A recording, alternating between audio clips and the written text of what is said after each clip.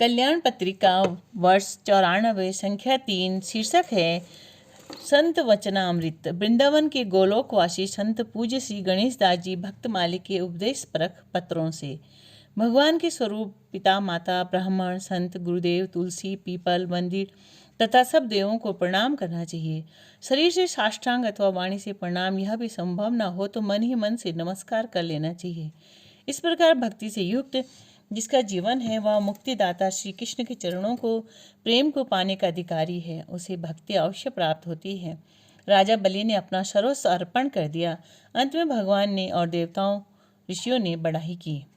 भक्तों के लिए भगवान सर्वदा सर्वत्र कृपा करते हुए दिखाई पड़ते हैं। भक्त और अभक्त दोनों पर प्रभु कृपा करते हैं। भक्तों को प्रेम कर और दुष्टों को मारकर प्रभु मोक्ष देते हैं।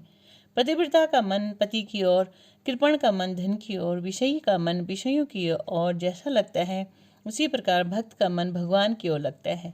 ऐसी मन की लगन से भगवान की कृपा प्रत्यक्ष दर्शन होता है। जटायु पर कृपा करते समय भगवान ने कहा, लक्ष्मण शरणागत रक्षक धर्मपरायण शूरवीर सर्वत्र मिलते हैं, यहाँ तक कि पशु पक्षियों की अधम योनियों में भी। देखा जटायु महान भक्त और धर्मात्मा है। तात्पर्य यह भी है कि भक्त सर्वत्र है। मुए सकल मरिहे सकल घरी पलक के बीच, तुलसी काहू नहीं लही गीद राज सी मीच। जो पैदा हुए हैं वे अवश्य ही मरेंगे, चाहे अब चाहे घंटा भर अथवा 100 वर्ष बाद, यानी सभी मरे हैं, आगे भी मरेंगे। परंतु जटायु की सी मृत्यु किसी को भी नहीं मिली। प्रभु की गोद में प्रभु को देखते हुए मृत्यु हुई। धन्य भक्त जटायु, धन्य भक्त जटायु।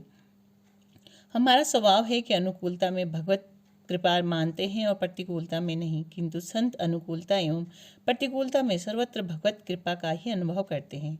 ईश्वर दयामयी है, करुणामयी है, कभी किसी जीव का अहित नहीं करता है।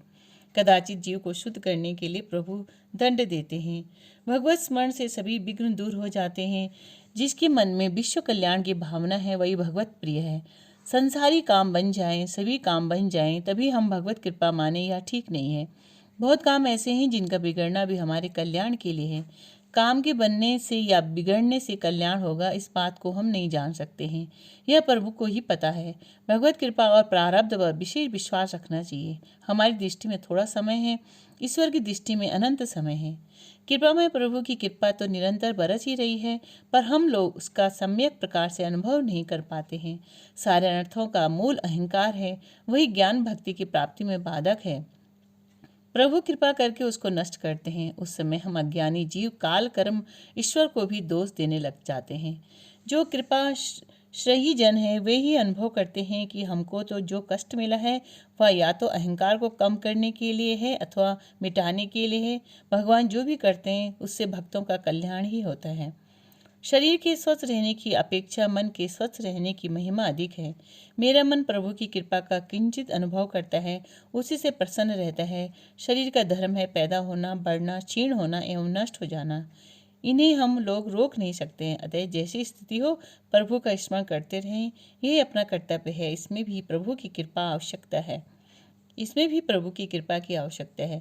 भगवत कृपा का अनुभव करना चाहिए, यह सबसे सरल साधन है। भजन पूजन आदि जितने साधन हैं उनमें कठिनाई है।